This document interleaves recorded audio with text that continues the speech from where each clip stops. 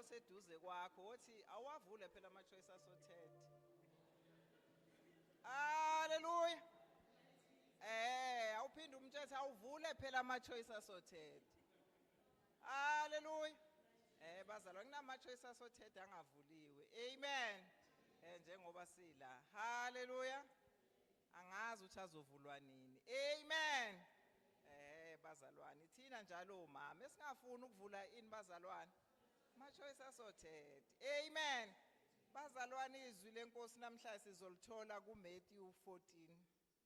Ngizocela nje osetholile ngifundele ngizohlala nje kakhulu kuverse 15 kanye noverse 16 okunye ke sizolosi qhubeka nje bese ngicela omunye angifundele uSecond Kings chapter 4 verse 8. Amen. Matthew 14 ngizocela u15 no16.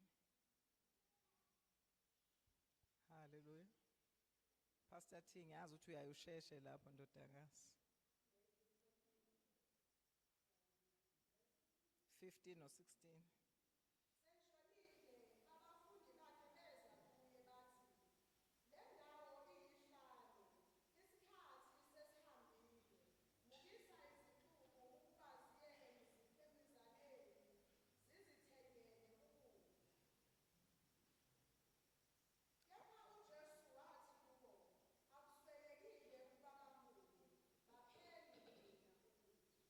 Amen. Hallelujah.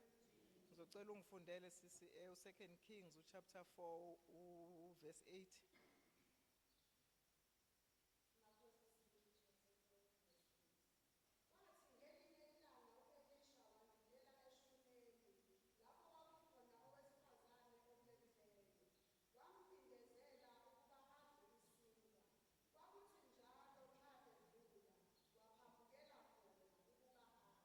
Amen. Sisicela usikhuleke.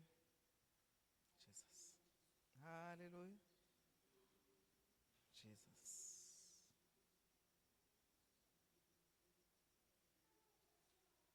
Amen. Hallelujah. Bazalwane ngizokhuluma ngokubaleka kokudla. Hallelujah. Ukubaleka kwani bazalwane? Kokudla. Kubalekile bazalwane ukudla. Amen. Bazalwane asingancishani. Kodwa sithi siyakholwa. Amen. Asingancishani sibe sithi sinjani? Siyakholwa. Uma ufunda la uJesu ulandelwa isixuku wayeshumayela abazalwane lapha kuMatthew 14 ebeka nabantu izandla abagulayo. Amen. So abafundi bakhe bebona isixuku esimlandelayo sabantu abawu5000 bayabuka bathi ngeke sikwi desolate place la kungekho khona kudla. Sibona ukuthi Jesu labantu sicela ubachithe bahambe bengadlile. Amen. Uthi ke uJesu cha akukho right ukuthi bahambe abantu benjani bazalwane bengadlile. Uthi cha bahlaliseni khona la. uNkulunkulu will provide. Amen. uNkulunkulu will provide for lesixuku. Amen. So ke bazalwane ngilithanda ke mangabe esethi Jesus said they do not need to go away. Just give them something to eat. Amen. Bazalwane yona nkonzo ke esihlulayo bazalwane ukuthi mangabe kufika isihambi ekhaya ugcina solibela udraya nje uthi ay yebo kona beyimnandi inkonzo ka Good Friday. Hallelujah. Iyezwakala lapha yana inyama. Ismell senyama hayi kona ayisabusiseka ngenkonzo ya Good Friday washumayela ubani uzuza ucabange nanokuhleba. Amen.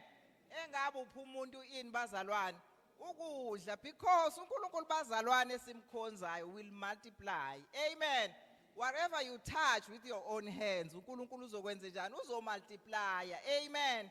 So nalabafundi babe naloko nje ukuthi uJesu uzokhona kanjani isixuku esingaka hayi abahamba bachithwe every man for himself. Amen. Kodwa uthi uJesu abangahamba bahlale nibaphe ini ukudla uNkulunkulu will provide. uNkulunkulu uzokwenza icebo. Amen. Then uNkulunkulu uJesu bazalwane wakhuleka wabuza ukuthi yini ekhona kwathiwa inhlanzi ezimbili. Amen. Hallelujah. 5 loaves and 2 fish. Amen. uNkulunkulu wakukhulekela lokho kudla kwa multiply abazalwane. Amen. lithi iBhayibheli kwafideka abantu abawu-5,000 ingane omama kanye nabantwana. Amen. uNkulunkulu wethu bazalwane esimkhonzayo. Amen.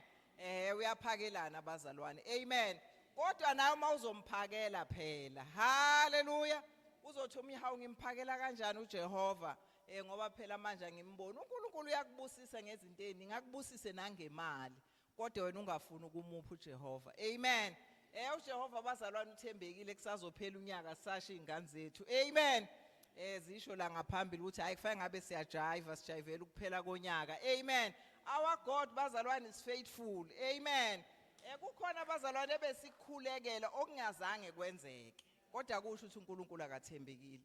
Uthi umhlabeleli nokubaziwa izinkanyezi. Uthi zingewe izethembiso zakhe. Amen. Siyambonga uNkulunkulu bazalwane sisazonikela. Bathi mangabe sebesho la phezweni bathi uphetheni esandleni. Awubuzo oseduze wakho uthi uphetheni esandleni. Hallelujah. Bazalwane ake sikhipheni imali enjengemali. Lapha bazalwane ku2 Kings chapter 4 verse 8.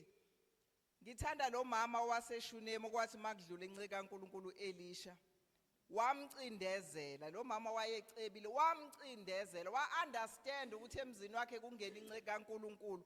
Wamcindezela ukuba adle isinkwa. Hallelujah. Wayiqonda imfihlakalo bazalwane yokunikela. Uyabona mangakayiqonda imfihlakalo yokunikela, uzolo uthi into zami ayilungi. Ukhona ubaba okajwayele ukushumela akhuluma ukuthi likuphi i-altare lakho. Amen. Abantu ezweni bazalwane banomsamo wabo, wena likuphi lakhe i-altare. Uyabona njengoba kuyile season abantu babhizi bagijima nezimbuzi e-Ealing Road. Wena, where is your altar? Lapho bonga khona uNkulunkulu. Amen.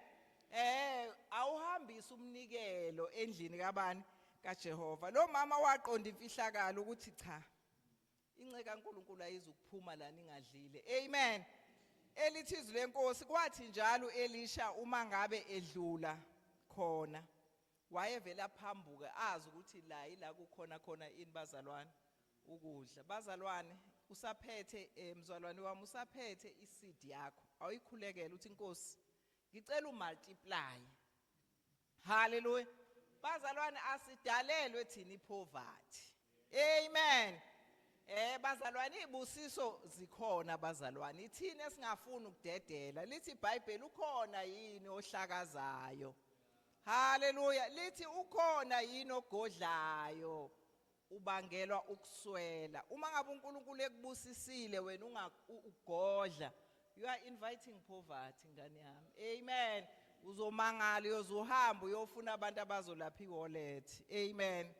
Ngizocela umfundisi azosikhulekela. Nisaphethe isithi ngicela usikhulekele mfundisi Dlakahle. Dwaleni namandla egameni lika Kristu Jesu waseNazaretha. Siyathandaza Nkosi engcwele sazonikela. Dwala insindiso yethu siphethe amaseed ahlukahlukeneyo. uNkulunkulu wethu ophilayo siyakhulekela abantwana bakho egameni lika Jesu. Isibusiso phezulu kwesibusiso siyakhulekela ukuthi uJehova vule ngisho amafastela ezulu, iminyango evaliwe ivuleke egameni lika Jesu Kristu elinamandla. Ngombusiso ngomnikelo abazowenza siyakhuleka ukuthi uJehova ubusise in the wonderful name of Jesus. Thank you Father. Amen.